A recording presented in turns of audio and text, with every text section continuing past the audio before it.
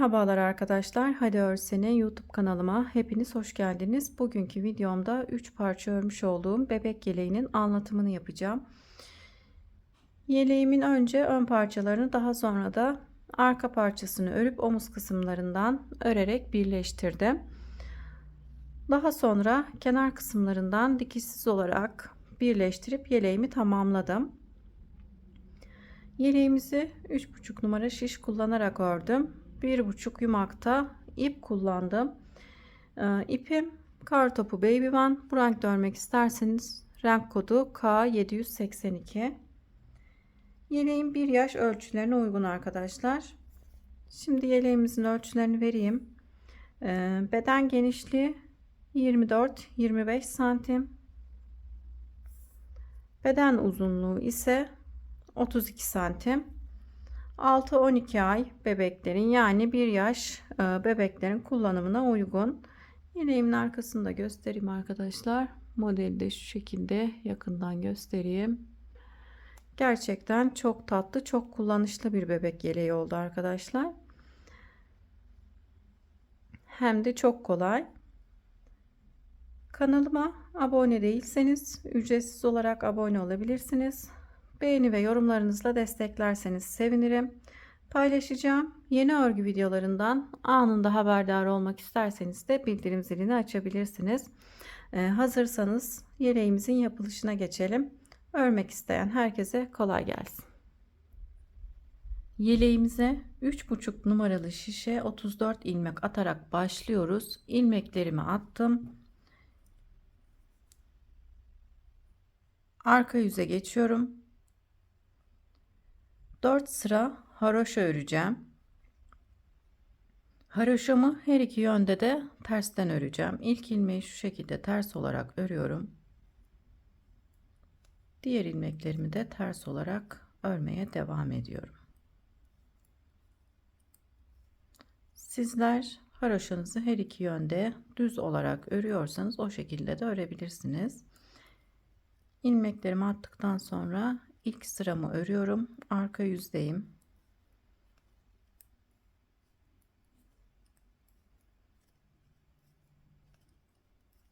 Sıra sonunda bir ilmeğimiz kalana kadar ilmeklerimizi ters olarak örelim. Sıra sonunda bir ilmeğim kalana kadar ilmeklerimi ters olarak ördüm. Sondaki ilmeği örmeden şişime takıp ön yüze geçiyorum. Sıra sonunda örmediğim ilmeği sıra başında ters olarak örüyorum.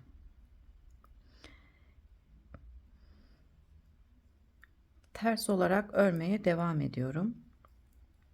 Kenarlarımızın tırtıklı olması için sıra sonundaki ilmeği örmeden alıp sıra başında ters olarak örüyoruz.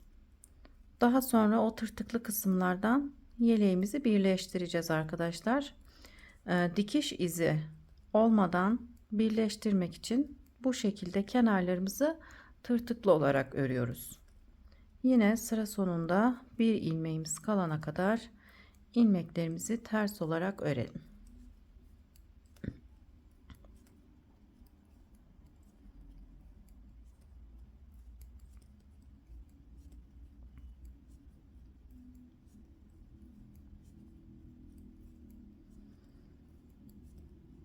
Sıra sonunda bir ilmeğim kaldı. Sondaki ilmeği örmeden şişime takıyorum. Arka yüze geçiyorum. Bu şekilde 4 haroşa sırası olana kadar örelim. Kenarları sıra sonundaki son ilmeği örmeden alıp sıra başında ters olarak örelim. 4 sıra olana kadar örüp model kurulumuna geçelim.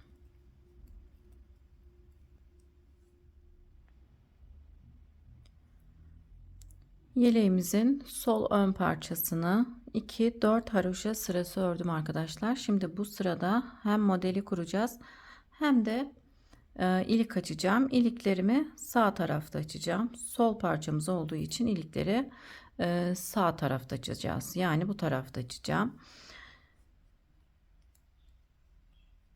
6 ilmek pat ilmeğimiz olacak arkadaşlar. 6 ilmekten 1 2, 3 tanesini yine haroşa olarak ördüm. Alttaki ipi şu şekilde şişime geçirip ters olarak örüyorum. Yanındaki 2 ilmeği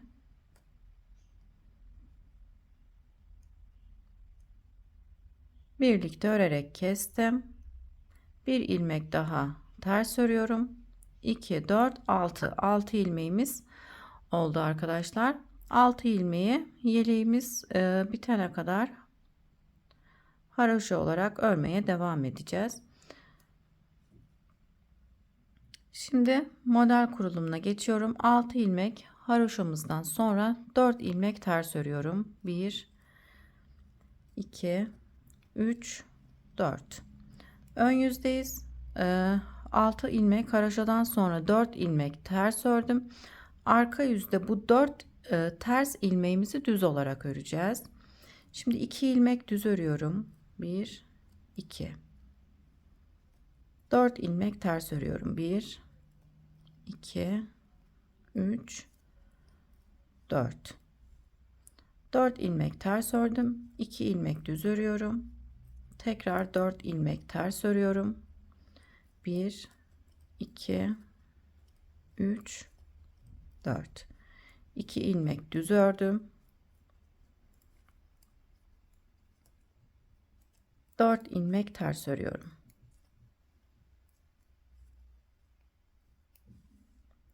6 ilmek patımızdan sonra, yani 6 ilmek haroşadan sonra 2, 4, 6. 4 ters 2 düz, 4 ters 2 düz, 4 ters 2 düz, 4 ters ördüm arkadaşlar. 2, 4, 6. Sıra sonunda 6 ilmeğim kaldı. 6 ilmeğimi de haroşa olarak öreceğim. Hem ön yüzde hem de arka yüzde ters olarak öreceğim. Sıra başında ve sıra sonunda 6 ilmeğimiz haroşa olarak devam edecek. Şimdi 6 ilmek haroşamı yine ters olarak örüyorum. 6 ilmek ters örüyorum. Haroşamı her iki yönde de tersten örüyorum. 2, 4, 6 ilmek haroşamızı ördüm. Modelimizin ikinci sırasındayız. Ön yüzde birinci sırasındaydık. Arka yüze geçtim. Şimdi ikinci sırasındayım. 4 ilmek düz örüyorum. Ön yüzde ters örmüş olduğumuz 4 ilmeği arka yüzde düz örüyoruz. 4 düz, 2 ilmek ters. İlmekleri görmüş olduğumuz gibi örüyoruz yani. 4 ilmek düz, 2 ilmek ters. Ön yüzde 2 düz ilmeğimizi arka yüzde ters olarak örüyoruz. 4 ilmek düz,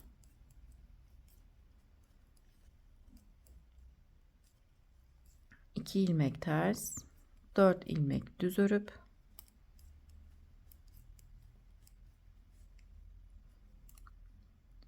kalan 6 ilmeği haroşa olarak örüyorum. 1, 2, 3, 4, 5. 6. ilmeğimi örmeden şişime takıp ön yüze geçiyorum. Modelin 3. sırasındayım. Kenar haroşalarımızı ters olarak örüyoruz. Haroşa olarak örüyorum 6 ilmeğimi. Daha sonra 4 ters 2 düz olarak devam ediyor. 1, 2, 3, 4. 4 ilmek ters, 2 ilmek düz. 4 ilmek ters, 2 ilmek düz.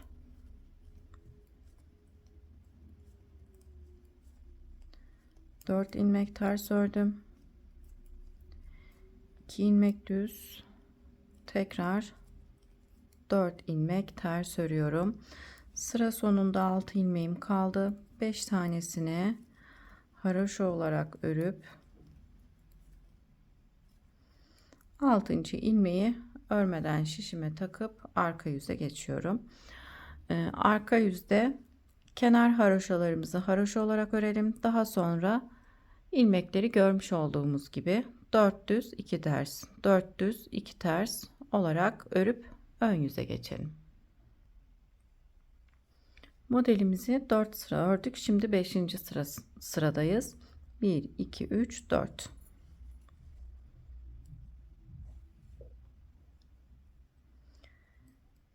Kenar 6 ilmek haroşamı örüyorum.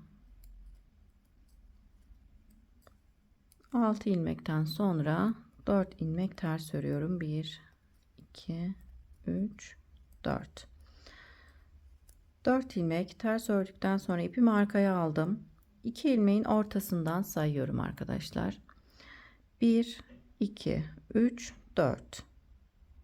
1 2 3 4. Dördüncü boşluğa batıyorum. İlmeğimi bu şekilde dördüncü boşluktan çıkarıp sol şişime geçiriyorum. Daha sonra şu sol şişimde olan 2 düz ilmeğin birinci düz ilmekle ikisini birlikte düz olarak örüyorum. Daha sonra aynı boşluğa tekrar batıp tekrar buradan bir ilmek çıkarıyorum. Sol şişime takıyorum. İkinci düz ilmeğimle ikisini birlikte düz olarak örüyorum. Yine 4 ilmek ters örüyorum. 4 ilmek ters ördükten sonra ipimi arkaya alıp tekrar sayıyorum. 1 2 3 4. Dördüncü boşluğa batıp buradan bir ilmek çıkarıp sol şişime takıyorum. Birinci düz ilmeğimle ikisini birlikte düz olarak örüyorum. Tekrar aynı boşluğa battım. Bir ilmek çıkardım, sol şişime takıp ikinci düz ilmeğimle ikisini birlikte düz olarak örüyorum. 1 2 3 4. Modelimizin 5. sırasını bu şekilde örüyoruz arkadaşlar. Yine aynı şekilde 1 2 3 4. Dördüncü boşluğa batıp buradan bir ilmek çıkarıyorum. Şişime taktım. İlk düz ilmeğimle ikisini birlikte düz olarak örüyorum. Tekrar aynı boşluğa batıp yine bir ilmek çıkarıyorum. Sol şişime takıp ikinci düz ilmeğimle ikisini birlikte düz olarak örüyorum. 4 ilmek ters örüyorum.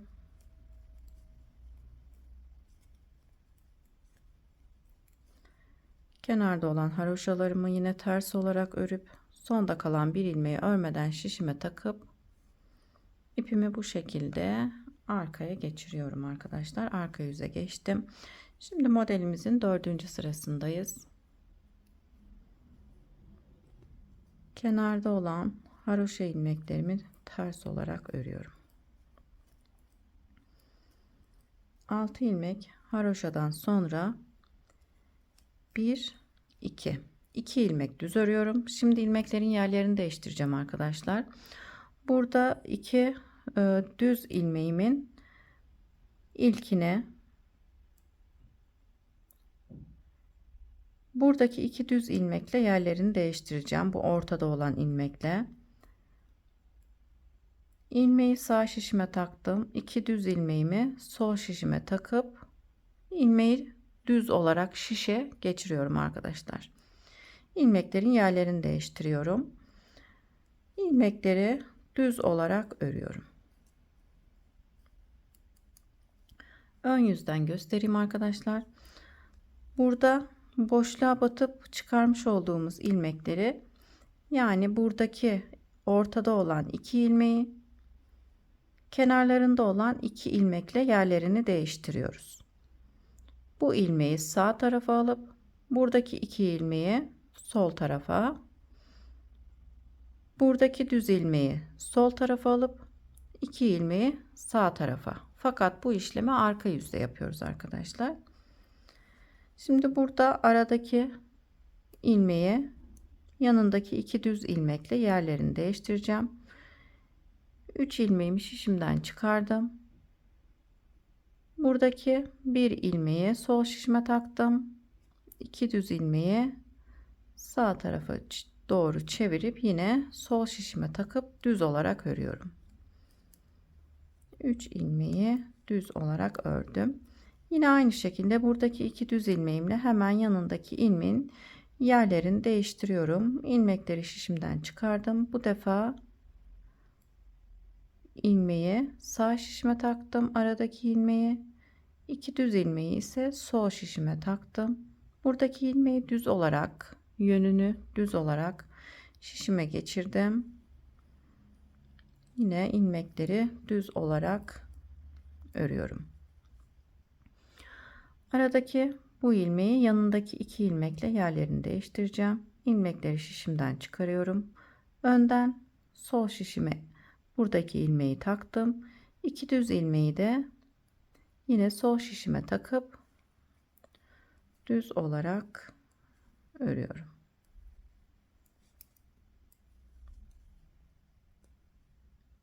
Yine buradaki modelimizdeki ilmeklerin yerlerini değiştirelim. Ortada olan ilmeğin bir tanesini sağ şişime, 2 düz ilmeği ise sol şişime takıp yerlerini değiştiriyorum arkadaşlar. İlmeklerin yerlerini değiştiriyorum. İlmekleri düz olarak örüyorum. Burada da yine aynı şekilde ortadaki ilmeği sol tarafa, 2 düz ilmeği ise yine sol şişime takıp düz olarak örüyorum. 2 düz ilmeğim kaldı. Yine 2 ilmeği düz olarak örüp sıra sonunda kalan 6 haroşa ilmeğimin 5 tanesini haroşa olarak örüyorum. Yani ters olarak örüp sondaki ilmeği örmeden şişime takıp ön yüze geçiyorum. Modelimizi bu şekilde tamamladım arkadaşlar. 3 modelimiz oldu. Şimdi tekrar model kurulumu yapacağım fakat kaydırarak modelimizi yapacağız. 1 2 3 4. Bu defa 4 model olacak. Modelimizi kaydırarak örmeye devam edeceğiz. Şimdi tekrar modeli birinci sırasından kurmaya başlayalım. Aynı şekilde öreceğiz fakat kaydırma yapacağız arkadaşlar. Modelde kaydırma yaparak örmeye devam edeceğiz. 6 ilmek haroşamı ördükten sonra 1 ilmek ters örüp 2 ilmek düz örüyorum. Kaydırmalarımızın denk gelmesi için bu şekilde yapıyoruz. 6 haroşadan sonra bu model sırasında 1 ilmek ters ördüm, 2 ilmek düz örüyorum. Şimdi 4 ilmek ters örüp 2 ilmek düz örüyorum. Bu örmüş olduğumuz 2 düz ilmek arkadaşlar, 2 modelin tam ortasına denk gelecek şekilde ayarlıyoruz. 1 2 3 4 ilmek ters, modelin 2 modelin tam ortasındaki 2 ilmeği düz olarak örüyoruz. Bu defa 2 modelin tam ortasına model kurulumu yapacağım.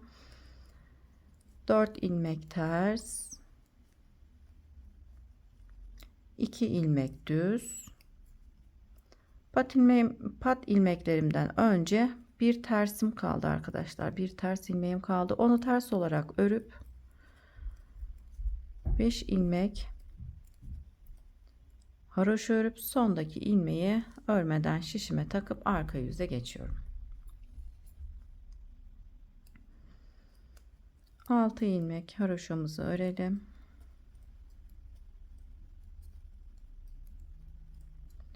Şimdi ön yüzde örmüş olduğum ters ilmeği, bir ters ilmeği arka yüzde düz olarak ördüm. 2 ilmek ters örüyorum. Ön yüzde örmüş olduğum 2 düz ilmeği arka yüzde ters. Ters ilmekleri düz olarak örüyorum. 4 ilmek düz, 2 ilmek ters, 4 ilmek düz. Modelin ikinci sırasındayım. İkinci sıramızı örüyoruz. Arka yüzde 2 ters, 4 düz.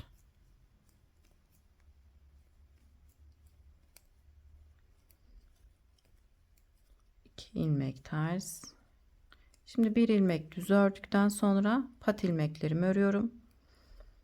Ön yüzde örmüş olduğum ters ilmeği arka yüzde bir ilmek düz olarak ördüm. Pat ilmeklerimi örüp sıramı tamamladım. Şimdi modelde 3. sırayı örmeye geçiyoruz. İlmekleri görmüş olduğumuz gibi öreceğim. 4 ilmek düz, 2 ilmek ters, 4 ilmek düz, 2 ilmek ters olarak arka yüzde ve ön yüzde örüp gelelim arkadaşlar. Burada da 1 ilmek ters ilmeklerimizi yine ters olarak, arka yüzde ise düz olarak örelim. 2 sıra örüp geldim arkadaşlar. Şimdi yine 4 ilmek sayıp ilmeklerimizi çıkarıp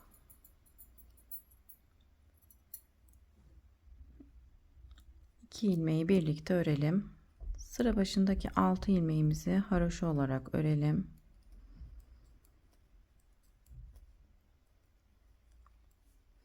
Bir ilmek ters örüyorum.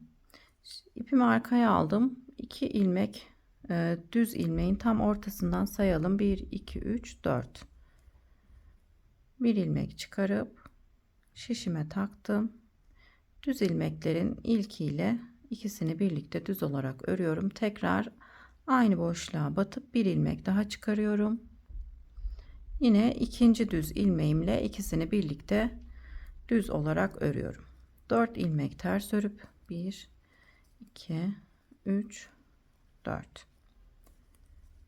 Yine sayıyorum. 1 2 3 4. Dördüncü boşluktan ilmek çıkarıp sol şişime takıyorum. İlk düz ilmeğimle ikisini birlikte düz olarak örüyorum. Tekrar aynı boşluğa girip bir ilmek daha çıkarıyorum. 2 ilmeği birlikte düz olarak örüyorum. Tekrar 1 2 3 4. 4 ilmek ters ördüm. Aynı şekilde dördüncü boşluğa batıp ilmek çıkarıyorum. 2 ilmeği birlikte düz olarak örüyorum. Tekrar aynı boşluğa batıp bir ilmek daha çıkarıyorum. İkinci düz ilmeğimle ikisini birlikte düz olarak ördüm. 5. sıramızı bu şekilde tamamlıyoruz arkadaşlar. Arka yüzde ilmeklerin yerlerini değiştireceğiz.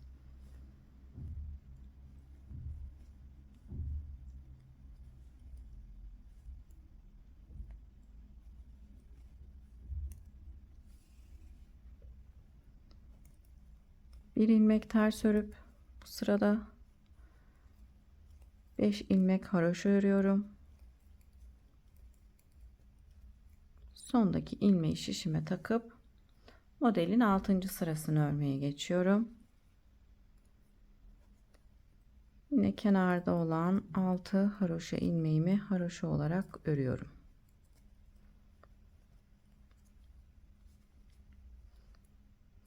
Şimdi buradaki bir ilmeğimiz var. Normalde ilk modelde 2 ilmekle ilmeklerin yerlerini değiştirmiştik. Bu sırada kenarda bir ilmeğimiz olduğu için bir ilmekle yerlerini değiştireceğiz arkadaşlar. İlmek sayımızda eksiltme ya da artma olmayacak. Normalde 2 ilmek değiştirmemiz gerekiyor, fakat model kurulumu bu şekilde olduğu için bu model sırasında kenarlara bir ilmek denk geliyor. Biz de bir ilmekle yerlerini değiştiriyoruz. Bir farklılık olmuyor arkadaşlar. İkinci model sırasında bu şekilde. Şimdi ilmekleri düz olarak örüyorum. Sadece kenar kısımlarını da bu şekilde yapıyoruz. Bir ilmekle yerlerini değiştiriyoruz. Yine ortada 2 ilmekle yerlerini değiştireceğim. 3 ilmeği şişimden çıkardım. Modeldeki ilmeği sol şişime, 2 düz ilmeği ise tekrar sol şişime geçirip düz olarak örüyorum. Yine aynı şekilde modeldeki ilmeği önden sağ şişime taktım. 2 düz ilmeği sol şişime takıyorum. Sağ şişimdeki düz ilmeği de yönü düz gelecek şekilde sol şişime takıp ilmekleri düz olarak örüyorum.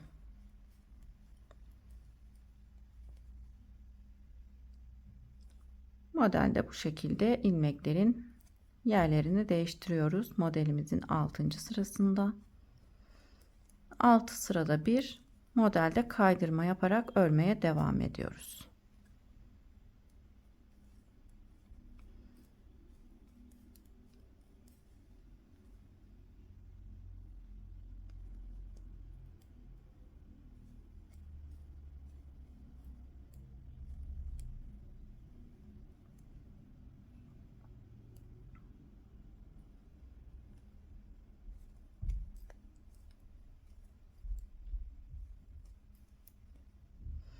Yine burada bir düz ilmekle yerlerini değiştireceğim. Modeldeki ilmeği sol tarafa, burada kalan tek düz ilmeği ise sağ tarafa doğru çevirip düz olarak örüyorum. Şimdi 5 ilmek haroşa örüp sondaki ilmeği örmeden şişime alıp ön yüze geçiyorum. Modelimizi bu şekilde kuruyoruz arkadaşlar, kaydırma yaparak. 1-2 model sıramız oldu. 3. model sırasını ilk model sırasını örmüş olduğumuz gibi, yani 3 modelimiz olacak. 1 2 3. Yine buradaki modellerin arasına denk gelecek. 1 2 3. Şimdi 3. model sırasında 3 modelimiz olacak. İlk sırayı birlikte örelim, daha sonra örmeye devam edelim arkadaşlar. Birlikte tekrar kuralım. Kaydırma işleminde sıkıntı olmasın. Örgüye yeni başlayanlar için ayrıntılı olarak anlatıyorum arkadaşlar. 2 4 6 6 haroşa ilmeğimi ördükten sonra ilk modelde olduğu gibi 4 ilmek ters örüyorum. 1 2 3 4. 2 modelin tam ortasına gelecek şekilde 2 düz ilmeğimi ayarlıyorum. 4 ilmekten sonra 2 ilmek düz örüp 1 2 3 4 4 ilmek ters, 2 ilmek düz, 4 ilmek ters, 1 2 3 4 2 ilmek düz, tekrar 4 ilmek ters örüp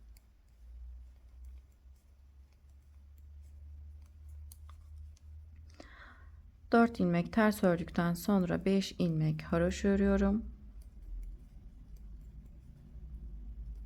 Sondaki ilmeği örmeden şişime takıp modelin ikinci sırasını öreceğim. Arka yüze geçip bu şekilde kaydırma yaparak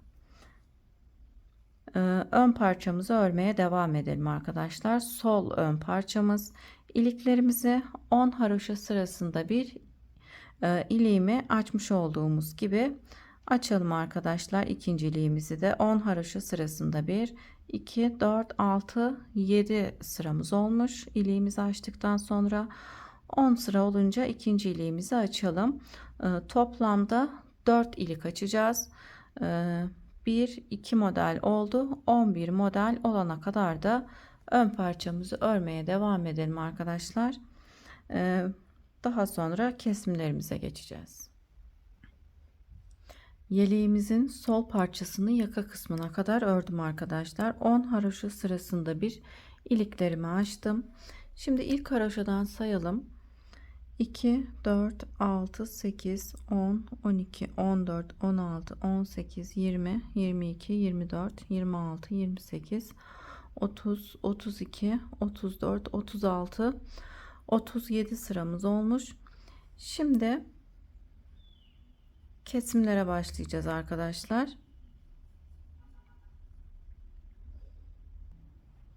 Hem kol için hem de yakası için kesimlerimize başlayacağız. Artık model yapmayacağız. Yeleğimizin üst kısmını haroşa olarak örmeye devam edeceğim. Bu sırada ilk kesimlerimizi yapalım. Yine pat kısmımızı haroşa olarak örüyorum.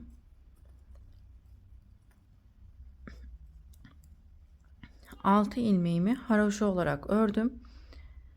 Bir ilmek ters örüyorum. Bu ters örmüş olduğum ilmeği arka yüzde düz olarak öreceğim. İlmeğin içerisine batacağım arkadaşlar. Selanik olarak örmeye devam edeceğim. Bu ilmeğimi 6 haroşadan sonraki ilmeğim Selanik olarak devam edecek. Şimdi yakası için ilk ilmeği kesiyorum arkadaşlar. 2 ilmeği birlikte örerek kestim. Diğer ilmeklerimi de haroşa olarak örüyorum. Ön yüzde ve arka yüzde ters olarak öreceğim. Model yapmıyoruz. Yeleğimizin üst kısmını haroşa olarak örüyoruz. 9 ilmeğimiz kalana kadar haroşa olarak örelim. 3 6 9. Şimdi sıra sonunda 9 ilmeğim kaldı. İkisini birlikte örerek kesiyorum. Kol için bir ilmek kesmiş oldum. Şimdi bir ilmek Selanik ilmeğimi ters olarak örüyorum. Bu Selanik ilmeğimi arka yüzde düz olarak öreceğim. 6 ilmeğim kaldı, kenar pat ilmeklerim. Haroşa olarak örüyorum. Sıra sonundaki ilmeği örmeden şişime alıp arka yüze geçiyorum. Yine kenar pat ilmeklerimizi haroşa olarak örmeye devam ediyoruz. 1 2 3 4 5 6 ilmek haroşa ördükten sonra yanındaki Selanik ilmeğimi düz olarak öreceğim, fakat normal düz olarak değil de ilmeğin şu şekilde içerisine batarak düz olarak örüyorum. İpimi öne aldım. Ters olarak örmeye devam ediyorum ilmeklerimi.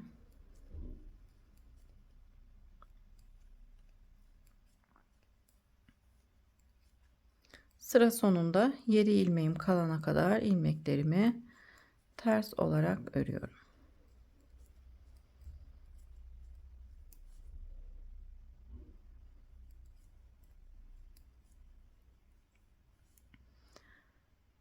Altı pat ilmeğimden önceki düz ilmeğimi şu şekilde ilmeğin içerisine batarak düz olarak örüyorum. Yani Selanik modelini ilmeğime uyguluyorum. Kalan 6 ilmeği de haroşa olarak örüyorum. 5 ilmeği haroşa olarak ördüm. Sondaki ilmeği örmeden şişime takıp ön yüze geçiyorum.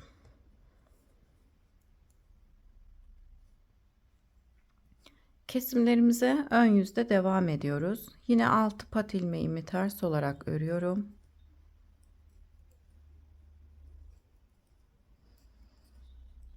Altı ilmeğimi ördükten sonra yine Selanik ilmeğimi ters olarak örüyorum. Selanik ilmeğimi ters olarak ördükten sonra yanındaki 2 ilmeği birlikte örerek kesiyorum.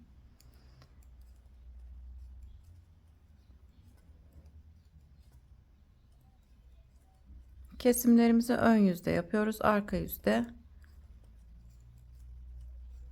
ilmeklerimizi kesmiyoruz arkadaşlar. Her ön yüzde yakası ve kolu için kesim yapıyoruz.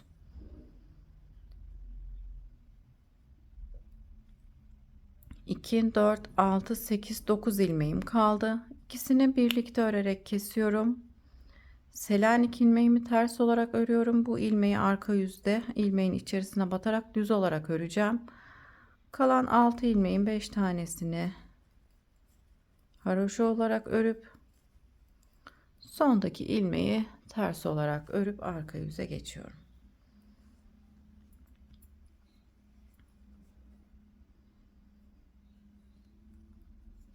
Arka yüzde kenar ilmeklerimizi haroşa olarak örüyoruz. İpimi arkaya aldım. Haroşa ilmeklerimden sonra Selanik ilmeğimi şu şekilde ilmeğin içerisine batarak düz olarak örüyorum. İpimi tekrar öne aldım. Diğer ilmeklerimi haroşa olarak örüyorum. Sıra sonunda 7 ilmeğim kalana kadar haroşa olarak örüyorum.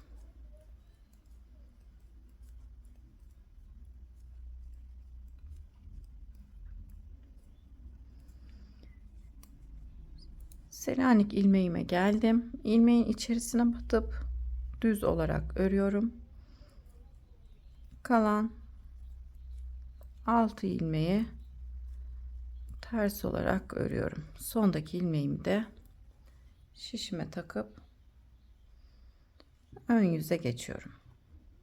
Şimdi yakası ve kolu için ikişer ilmek kesmiş olduk. 2 ilmek burada kestik. 1 2 2 ilmek de burada kestim arkadaşlar. Kolu için 5 ilmek keseceğim. Kolda 5 ilmek kestikten sonra kesimlerimizi tamamlıyoruz. Kesmeden örmeye devam ediyoruz. Yakası için kesimlerimize devam edeceğiz arkadaşlar. Şimdi biraz ilerleyip gelelim. Sol parçamı istediğim uzunluğa gelene kadar ördüm arkadaşlar. Kol oyuntusu için 5 ilmek burada kestim. Sol tarafta, sağ tarafta yaka oyuntusu için 11 ilmek kestim. Toplamda 34 ilmeğimiz vardı. 5 ilmek burada, 11 ilmek de burada, 16 ilmek kesince şişimde 18 ilmeğim kaldı arkadaşlar. 2 4 6 8 10 12 14 16 18 ilmeğim kaldı. Kol kesimlerini tamamladıktan sonra yakasını şişimizde 18 ilmek kalana kadar keselim. Daha sonra istediğimiz uzunluğa gelene kadar örelim arkadaşlar. Ben kaç sıra ördüğümü de söyleyeyim. 2 4 6 8 10 12 14 16 18 20 22 24 26 28 sıra ördüm arkadaşlar. 28. sırayı ön yüzde ördüm, arka yüzde örmedim. Arka parçayı ördükten sonra örerek birleştireceğim. Sadece biraz uzun bir ip bıraktım arkadaşlar birleştirmek için. Sol parçamızı tamamlamış olduk. 1 2 3 4 5 6 7 8 9 10 11 11 model sıramız var arkadaşlar. Ben diğer parçamı da ördüm. Diğer parçamı göstermedim çünkü aynısı gibi örüyoruz arkadaşlar. Yine 34 ilmekle başlayıp 11 model sırası olana kadar örüyoruz. Bu parçada ilik açmıyoruz arkadaşlar. Diğer parçada ilik açtığımız için bu parçada ilik açmadan 11 model sırası olana kadar örüyorum. Şu şekilde parçalarımız birbirinin üzerine gelecek şekilde ayarlıyoruz. Şimdi sol taraftan yaka oyuntusu için 11 ilmek keseceğim. Sağ taraftan ise kol oyuntusu için 5 ilmek keseceğiz. Kesimlerimizi aynı şekilde yapacağız arkadaşlar. Hiçbir farkı yok. Aynısı gibi bu parçamızı 34 ilmekle başlıyoruz. Model kurulumunu da aynı şekilde yapıyoruz. Kenar pat ilmeklerimi ördükten sonra 4 ilmek ters örüp 2 ilmek düz, 4 ters, 2 düz, 4 ters, 2 düz, 4 ters. Daha sonra yine kenar pat ilmeklerimi örüyorum. Kurulumunu aynı şekilde yapıyoruz. Model kurulumunu sol parçayı örmüş olduğumuz gibi aynı şekilde sağ parçamızı da örüyoruz. Sadece kesim yerlerimiz farklı arkadaşlar. Yaka oyuntusu için sol parçada sağ tarafta kesim yaptık. Sağ parçamızda ise yaka oyuntusu için sol tarafta 11 ilmek, sağ tarafta 5 ilmek keseceğim. Birkaç sıra birlikte örelim. Daha sonra yine 28 haroşa sırası örüp bu parçamızı da tamamlayacağız. Kesimlerimiz aynı şekilde arkadaşlar. Aynısı gibi bu parçamızı da örüyoruz. Hiçbir farkı yok. 34 ilmekle başlayıp 11 model sırası olana kadar örüyoruz. Sadece kesim yerlerimiz farklı. 2 4 6 ilmek ördükten sonra bir ilmek Selanik ilmeğimi ters olarak örüp 2 ilmeği birlikte örerek kesiyorum. Şimdi kol oyuntusu için ilmeğimi kesmiş oldum.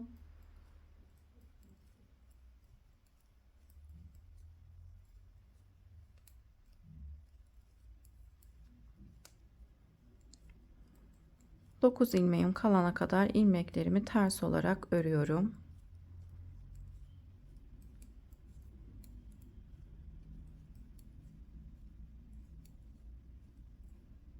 2 4 6 8 9. Şimdi 2 ilmeği birlikte örerek kesiyorum. Burası yaka oyuntusu için ilmeklerimizi eksilteceğiz. Bir ilmek Selanik ilmeğimi ters olarak örüp 5 ilmek haroşa ilmeğimi örüyorum. Sondaki ilmeği örmeden şişime takıp arka yüze geçiyorum. Selanik olan ilmeklerimi arka yüzde ilmeğin içerisine batıp düz olarak örüyoruz.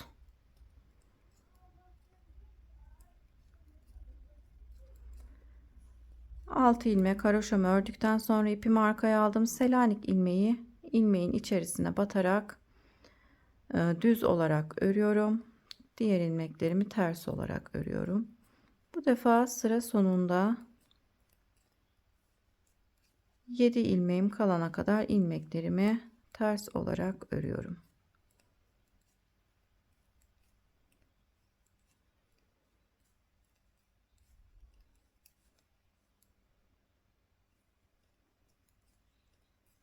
İpimi arkaya aldım. Selanik ilmeği ilmeğin içerisine batıp düz olarak örüyorum. Diğer ilmeklerimi haroşa olarak örüp sıramı tamamlıyorum. Dediğim gibi arkadaşlar, bu kenarda 11 ilmek keseceğiz.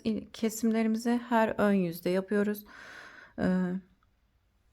Pardon arkadaşlar, bu kenarda kol için 5 ilmek keseceğiz. 5 sıra keseceğiz. Birinci sıramızı kestik. Burada da 11 ilmek keseceğim. Şişimde 18 ilmek kalınca 28 haroşa sırası olana kadar örüp bu parçamızı da tamamlayacağız. Şimdi bu parçamızı tamamlayıp arka parçamızı örmeye geçelim. Bu parçamızı da tamamladım arkadaşlar. Diğer parçada olduğu gibi 28 sıra ördüm. 28. sırayı ön yüzde ördüm. Daha sonra ipimi bu şekilde uzun bıraktım. Arka parçayla örerek birleştireceğiz. Sizler de her iki parçayı aynı sırada örün arkadaşlar.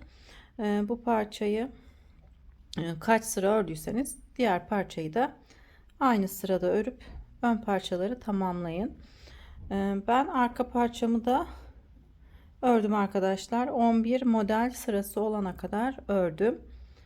Ön parçaları da 11 model sırası yapmıştık.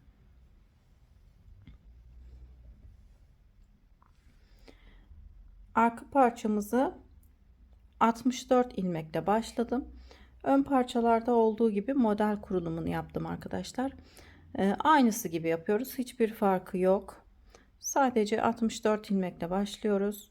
Yine kenarlar 6 ilmek haroşadan oluşuyor. Daha sonra 4 ters 2 düz 4 ters 2 düz olarak devam ediyoruz. İlk modeli kurduktan sonra da diğer modeli kaydırarak model kurulumuna devam ediyoruz arkadaşlar. Bu şekilde 11 model sırası olana kadar örüyoruz. Şimdi arka parçamızda da yine kol oyuntusu için 5 ilmek buradan 5 ilmek de buradan kesimlerimiz olacak.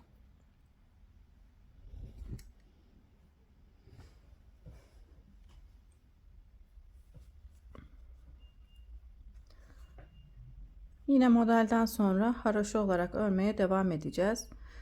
Kenar pat ilmeklerimi örüyorum.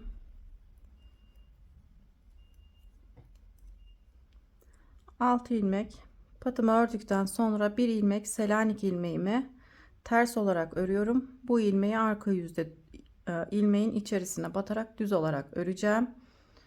Daha sonra iki ilmeği birlikte örerek kesiyorum. Diğer ilmekleri de ters olarak örüyorum. 9 ilmeğimiz kalana kadar ilmeklerimizi ters olarak örelim.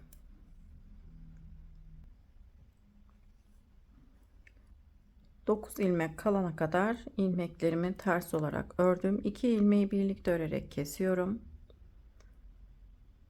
Birinci sıra eksiltmemizi yaptık. Bir ilmek Selanik ilmeğimi ters olarak örüyorum. 6 ilmeğim kaldı. 5 tanesini haroşa olarak örüyorum.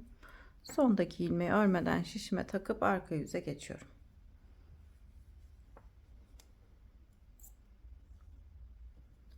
Arka yüzde yine pat ilmeklerimizi, kenarda olan 6 ilmek haroşamı ters olarak ördüm. Selanik ilmeğimi ilmeğin içerisine batarak düz olarak örüyorum. Diğer ilmeklerimi ters olarak örmeye devam ediyorum.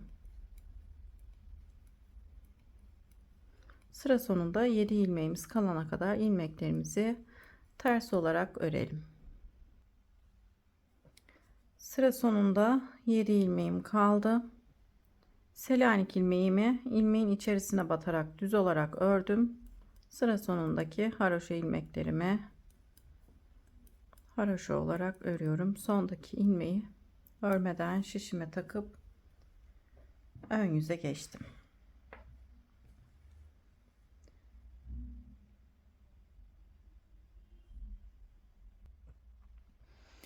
Her iki tarafta da birer ilmek kesmiş olduk arkadaşlar. Ön parçalarda olduğu gibi.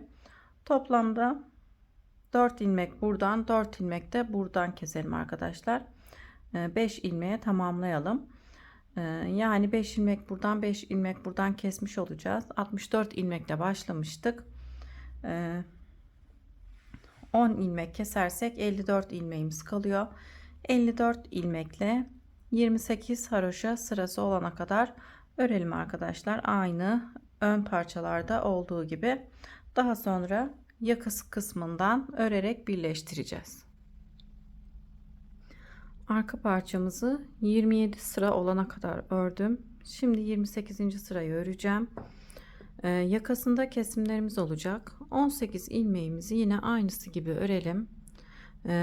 Ön parçalarda da omuz kısımlarında 18 ilmeğimiz kalmıştı. 1 2 3 4 5 6 7 8 9 10 11 12 13 14 15 16 17 18 2 4 6 8 10 12 14 16 18 ilmek ördüm. Şimdi sıra sonunda 18 ilmeğim kalana kadar ilmeklerimi keseceğim. 2 ilmeği birlikte ters örerek kesiyorum. Kesmiş olduğum ilmeği tekrar şişime taktım. 2 ilmeği birlikte örerek kesiyorum. Tekrar ilmeği şişime taktım. 2 ilmeği birlikte örerek kesiyorum. Kesimlerinizi istediğiniz gibi yapabilirsiniz arkadaşlar. Ben bu şekilde yapıyorum. 2 ilmeği birlikte örerek kesiyorum. Ters örerek kesiyorum. İlmeği tekrar şişime takıp yanındaki ilmekle 2 ilmeği birlikte örerek kesiyorum. 18 ilmeğimiz kalana kadar yakasını bu şekilde keselim.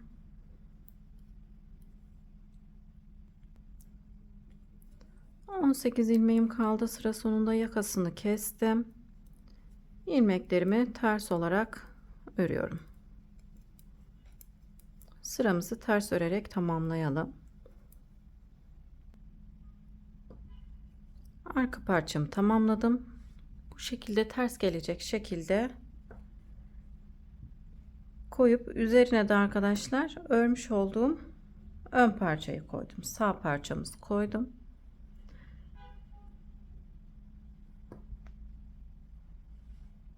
Örmüş olduğum ilik açmadığımız sağ parçamızı koydum arkadaşlar. Şimdi omuz kısmından birleştireceğim. Birleştirmeyi şu şekilde yapacağız. Bir ilmek ön parçadan, bir ilmek arka parçadan, yine 3,5 numaralı şişimize bu şekilde ilmeklerimizi geçirelim.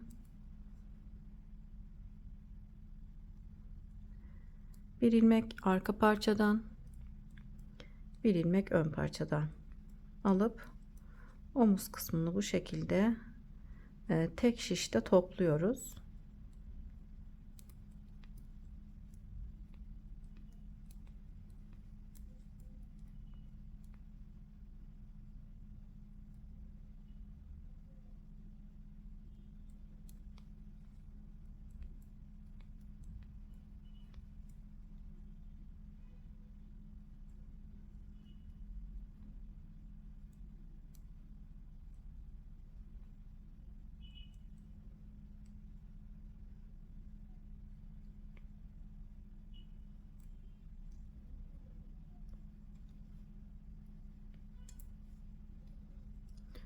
Bu şekilde tek şişte topladım arkadaşlar ön ve arka parçamızı.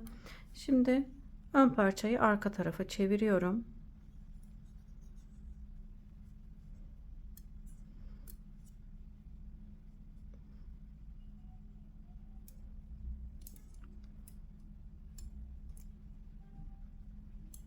Burada bırakmış olduğumuz iple arkadaşlar öreceğim.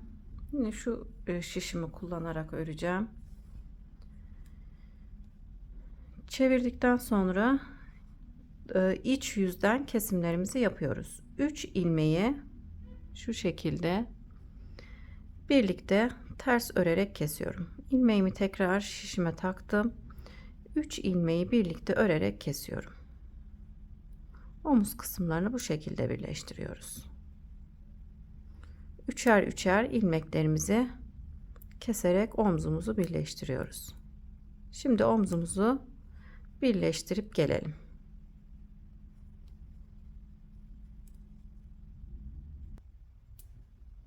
Omuz kısmından bu şekilde birleştirdik arkadaşlar. İçten görüntüsü böyle, dıştan görüntüsü de böyle arkadaşlar. Gerçekten çok güzel bir birleştirme tekniğini kullanmış olduk. Burada kalan iplerimi de daha sonra tığ yardımıyla iç kısımlardan geçirip keseceğim. Şimdi diğer parçamızı arka parçamızın üzerine bu şekilde koyuyorum. Yine 3,5 numaralı şişimizle bir ilmek arka parçadan, bir ilmek ön parçadan alarak ilmekleri tek şişte topluyorum. Bu şekilde ilmeklerimizi alalım. Bütün ilmeklerimi arka ve ön parçadaki ilmeklerimi tek şişte topladım. Şu şekilde ön parçayı arka tarafa çeviriyorum. Yeleğimizin iç kısmına geçiyorum. Yine uzun bırakmış olduğumuz ipimizle örmeye devam edeceğim. 3 ilmeği birlikte örerek kesiyorum.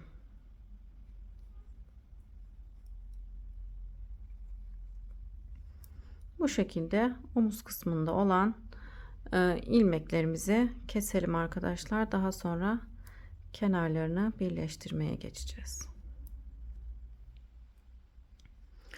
Omuzlarını birleştirdikten sonra kenarlarını dikmeye geçtim arkadaşlar. Bu kenarı diktim. Diğer kenarı da birlikte dikelim. Örerken tırtıklı bırakmış olduğumuz kısımlardan kenar kısımlarını birleştiriyorum. Bir ilmek arka parçadan, bir ilmek ön parçadan, bir ilmek arka parçadan, bir ilmek ön parçadan alarak bu şekilde iki parçayı birbirine dikişsiz olarak birleştiriyorum arkadaşlar. Şu şekilde.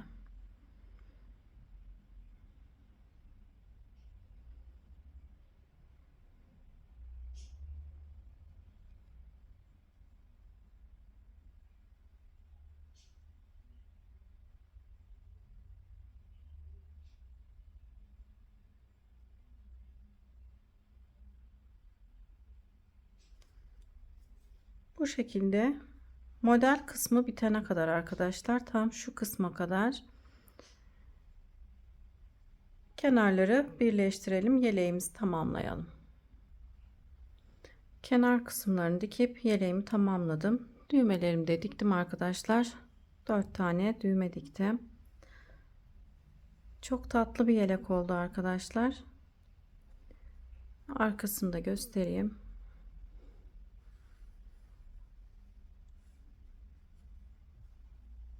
Beni buraya kadar izlediyseniz çok teşekkür ederim. Yeni örgü videolarımda görüşmek üzere. Şimdilik hoşça kalın.